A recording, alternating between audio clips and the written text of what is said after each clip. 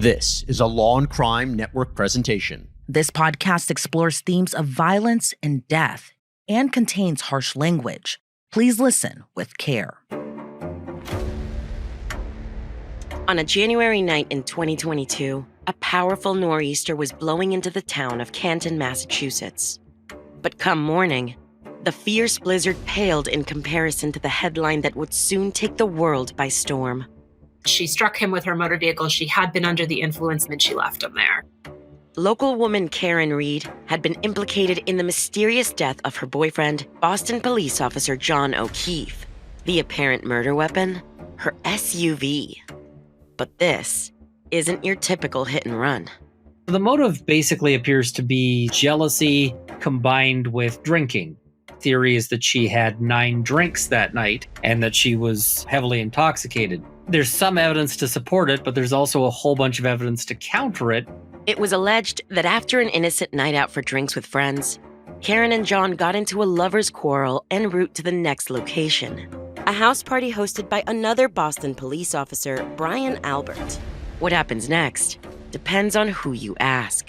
If you believe the prosecution, it's because the evidence was so compelling. This was clearly an intentional act, and his cause of death was blunt force trauma with hypothermia. Did you hear her say, could I have hit him? I heard, I hit him. That's what you believe at this point? That's what I heard. If you believe the defense theory, however, this was all a cover-up to prevent one of their own from going down. Was it a cold-blooded crime of passion or a corrupt cover-up? The suggestion here is basically that the Alberts have really strong connections to police. They're sort of presented as this connected, powerful family that really didn't like outsiders. They didn't like the people who were not part of that world, which included Karen Reed. The theory is that they dumped him outside in the snow and they were simply going to say, we never saw him, he never came into the house, and let that be that. And the handling of evidence left more questions than answers in this not-so-classic case of whodunit. From the scene of the murder, the processing of the crime scene was a textbook example of how not to do it. They should have gone in, secured this scene, and they didn't do that. To the forensics. What exactly happened that night? I haven't seen enough evidence to really be able to affirmatively hang my hat on any single theory. To the digital footprints. Ms. McCabe, every single one of those calls was deleted off your phone, correct? According to the reports. According to that report, yes. What was actually contained on that SIM card, I'd like to know. But people get rid of things for a reason, and that's important. But it was the lead investigator's testimony that arguably catapulted the case of Karen Reed into the national spotlight. So the way that you were going to make it cut and dry, pretty simple. Just pin it on the girl. Who did you mean by the girl, by the way? The defendant. Karen Reed? Yes, sir. Only fanning the fires for those claiming conspiracy. To say that it's troubling is to sugarcoat it. When police ethics were brought into question, it struck a national nerve. On both ends, there is a distrust of authority, there's a distrust of police, and this case threads that needle. Local outcry grew louder, too. Honestly, I've never seen anything like it. Outside the courthouse, droves of supporters gathered daily in support of Karen Reed. What in the world is going on in Massachusetts, the birthplace of America? A woman's being railroaded and framed for a murder she didn't commit. Then, suddenly, the whole world couldn't get enough. Role-playing as armchair detectives. Did she murder him or is she being framed? And the more I dug into it, the more I felt like I was Alice going down the rabbit hole. Social media became captivated by the sensation. Yet true justice for a remarkable man and the fate of a woman's life hung delicately in the balance. Would John O'Keefe's death remain a mystery? Could Karen Reed be convicted for a crime she potentially didn't commit? Or is it possible that a guilty woman could walk free? After the 10-week trial, everyone had an opinion. There's just reasonable doubt dripping off the vine. The longer this trial has gone on, the more passionate people have gotten. There's a lot going on social media, a lot of theories sort of floating around about the prosecution, about the judge. They're all in cahoots with each other. everybody should be upset by this, because really, if you're sitting here thinking Karen Reed is guilty, then you should be also thinking that John O'Keefe was owed a proper investigation using proper investigative techniques by officers who are above reproach. And just when you think the end is near, the 12 men and women tasked with deciding the fate of Karen Reed could not come to a unanimous decision. To end in a mistrial, it's just a confirmation of just how complicated this case is. But before all of this, they were just Karen and John. And to understand this sensational story, we have to go back to the beginning.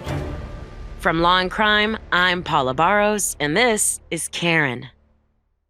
It was the dreary days of COVID, when isolation was the norm and millions used their keyboards as a lifeline. In the midst of the monotony, a mundane Facebook message from an old flame could make your day. And that's exactly what sparked new life into the relationship between Karen Reed and John O'Keefe, a love story that had been dormant for nearly 2 decades. John reached out to Karen on Facebook Messenger. The two first met in their 20s shortly after college, but career opportunities eventually steered them in separate directions.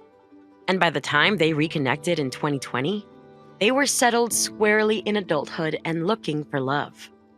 Karen was living in Mansfield, Massachusetts, and working as both a financial analyst for Fidelity Investments and an adjunct professor at Bentley University in Waltham. She was an educated and accomplished woman in her career. But it wasn't just her brain that stood out. She's beautiful, too. Karen Reed is an attractive, white, upper-middle-class woman from a well-to-do suburb of Boston. She's a very petite white woman in her mid-40s. She's very well put together. She has long hair that's always blown out or curled with freshly done highlights. She's very well dressed. Less than 10 miles east of Karen, the blonde-haired, blue-eyed John O'Keefe had put down roots in Canton. Canton is a suburb south of Boston. It's a beautiful place. It's definitely a big town with a small town feel. There's a nice downtown and there's a lot of beautiful suburban neighborhoods, grass-lined streets with picket fences kind of feel to it. Canton is a combination community, I would say. I don't think it's necessarily considered one of the wealthiest towns in Massachusetts, but it is a nice suburb, middle to upper class. It's where a lot of people own homes, have grown up there, and then purchased homes there. It's kind of like your average middle to upper class suburb of Greater Boston. It just has that small town sort of feel to it. John had served in the Boston Police Department since 2006. He was a police officer. And it was a family tragedy that originally brought him to Canton in 2014. He had taken in his sister's children after she and her husband both passed away, and he was raising his niece and his nephew. Once he officially became their legal guardian, John transitioned to an administrative role on the force. This noble act of sacrifice, compassion, and familial duty didn't go unnoticed.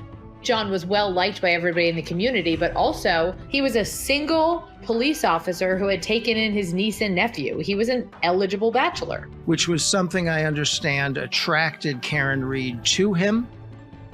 Karen was indeed smitten.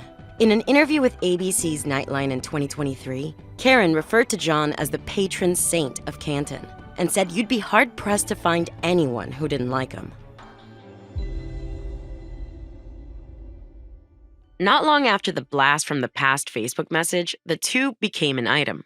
Karen made frequent visits to Canton, becoming almost a surrogate mother figure to his orphaned niece and nephew. And in pictures posted on their social media profiles, the two appear smiling ear to ear, as if in each other's presence they were transported back in time, picking right back up from where they left off, in the thrilling magic of young love. But the thrill of the rekindled connection began to gradually fade. They had been getting into arguments. Their relationship had soured. That's Mass Live reporter Luis Fieldman. He recalled what Karen and John would butt heads about. Apparently, there were issues that cropped up between Karen Reed and John O'Keefe about their decisions on how to raise the children. John's younger brother, Paul, cottoned on to the couple's differences in child rearing, too. He didn't like, if she would spend a lot of money on the kids for gifts. I know there was some arguments over what she fed them, whether it's Dunkin' Donuts or whatnot, but it was things along those lines. But the arguments evolved into more than just family friction. And they weren't taking place behind closed doors anymore either. The two would openly argue in front of friends and family. So they had rented a house down in Cape Cod.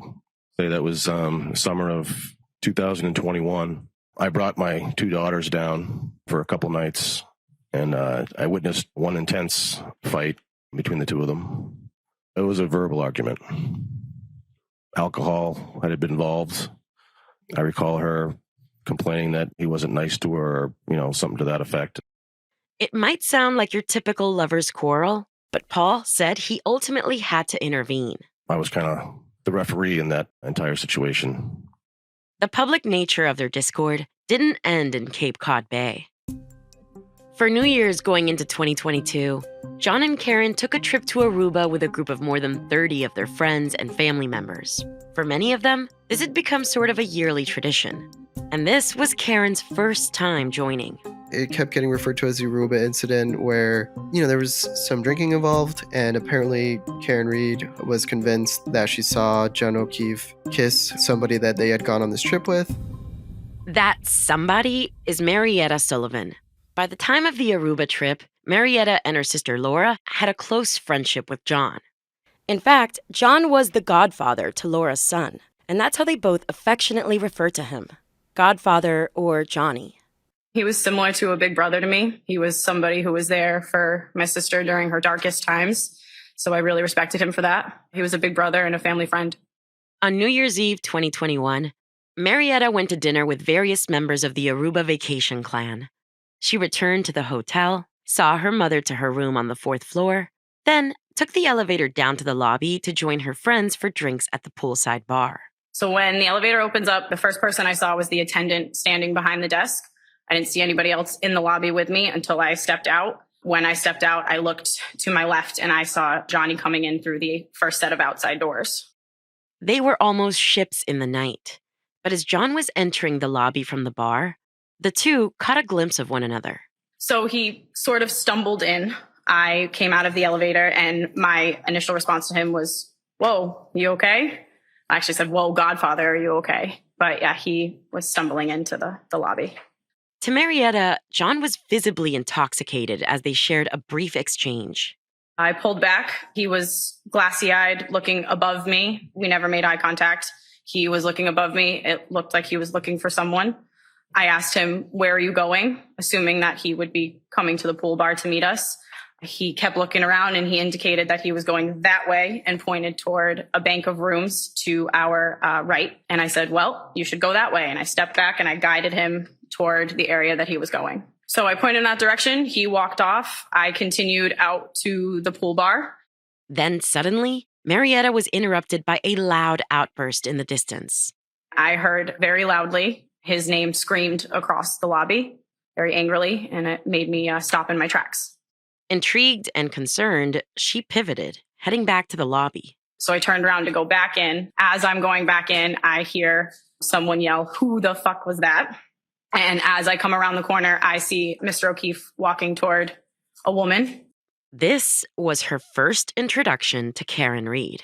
He said, "Calm down, that's Laura's little sister."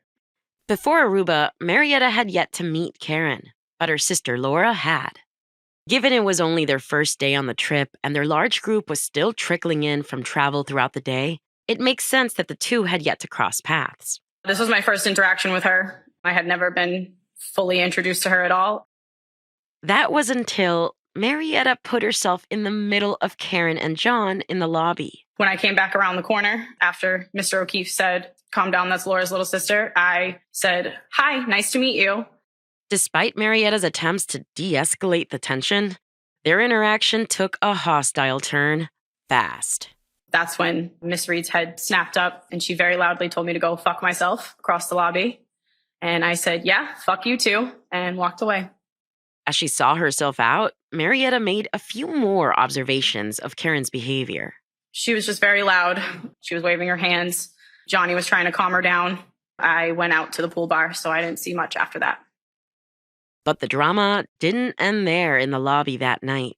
In the days following, rumors began to circulate amongst the group.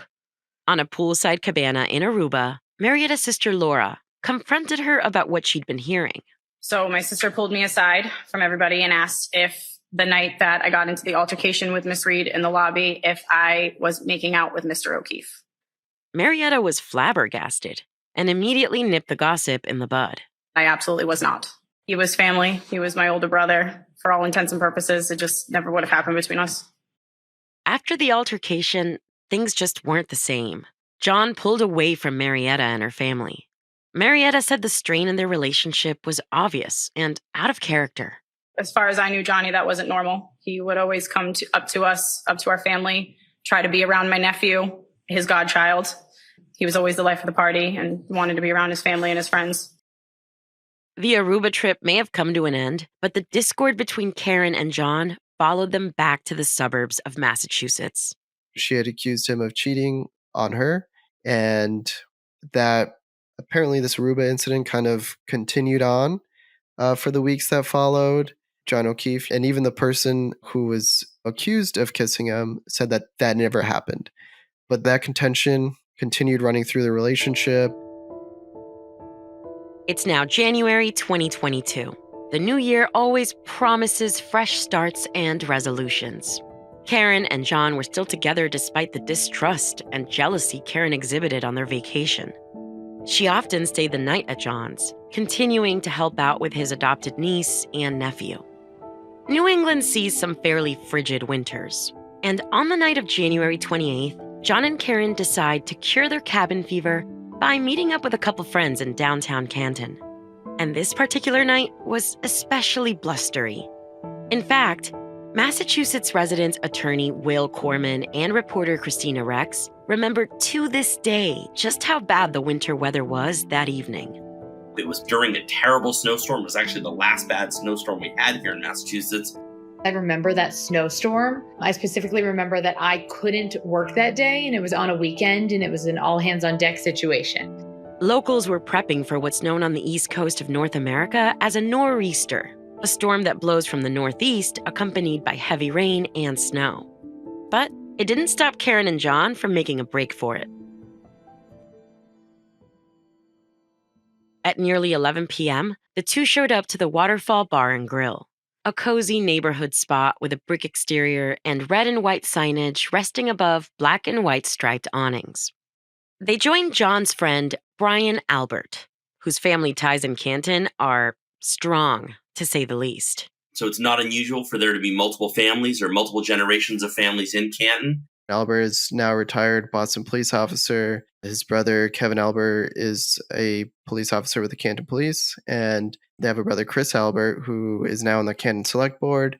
The Albert family, these are people who had deep roots in Canton, both not only having been there a long time, but being very present in the community, being a police officer, being a town selectman, sort of being very visible to the small-ish community, or a community that is, although it's 30 plus thousand, feels much smaller. It feels like you know everybody, even though you don't really. And they were well known. Their family was well known. Their children are well known. Along with John and Karen, at the bar are Brian and Nicole Albert, their daughter, Caitlin Albert, Chris and Julie Albert, Brian's brother and sister-in-law, respectively, Jennifer and Matthew McCabe, Nicole Albert's sister and brother-in-law, respectively, and Brian Higgins, close friend of the Alberts, who has an office in the Canton Police Department. After a couple rounds, the group finds themselves at a crossroads.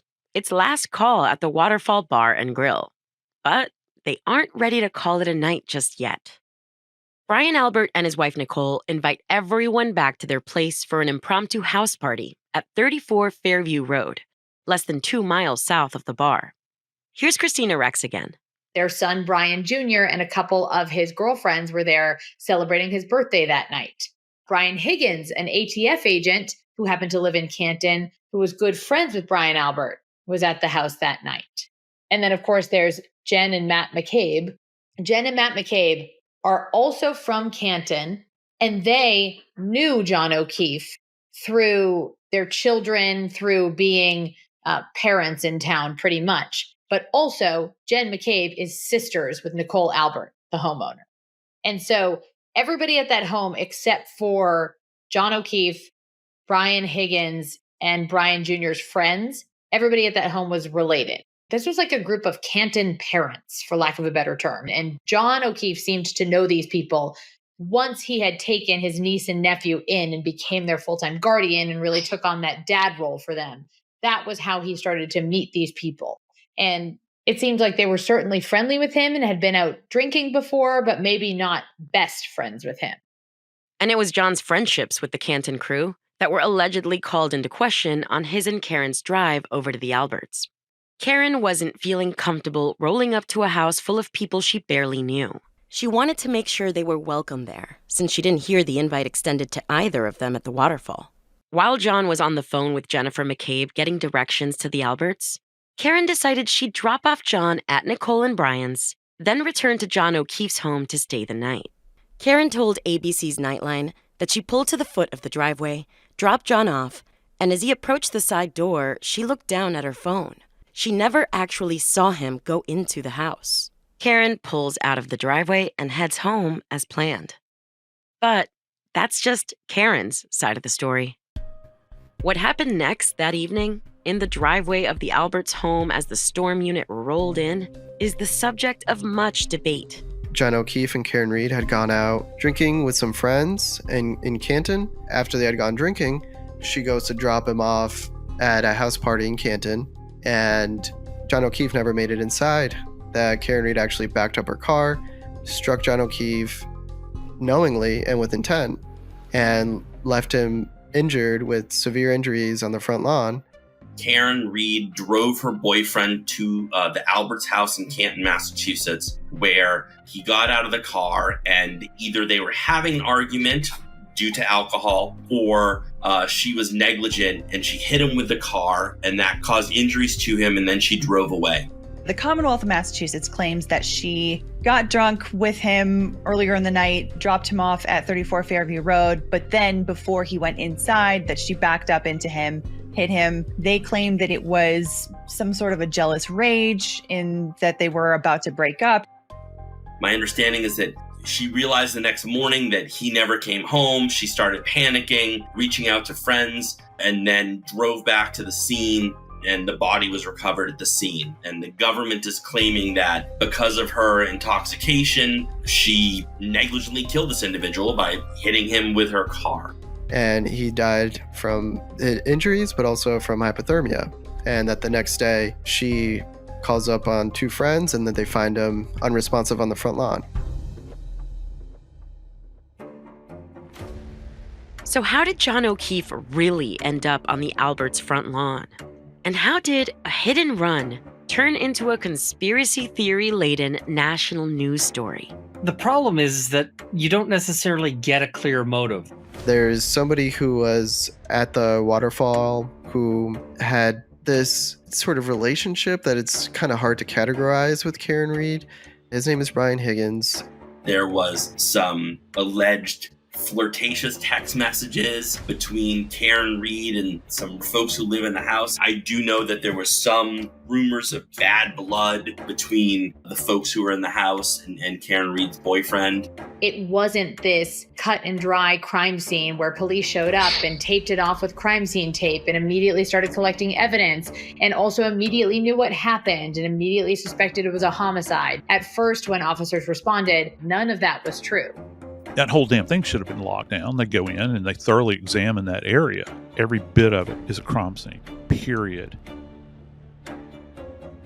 That's all coming up on the next episode of Karen. This has been a Law and Crime production. I'm your host, Paula Barrows. Our executive producer is Jessica Lowther. Our producer and writer is Cooper Mall. Our editor is Brad Mabey. Our researcher is Stephanie Doucette. Our bookers are Alyssa Fisher and Diane Kay. Legal and fact-checking by Elizabeth Vulai. And special thanks to Sean Panzera for designing our key art.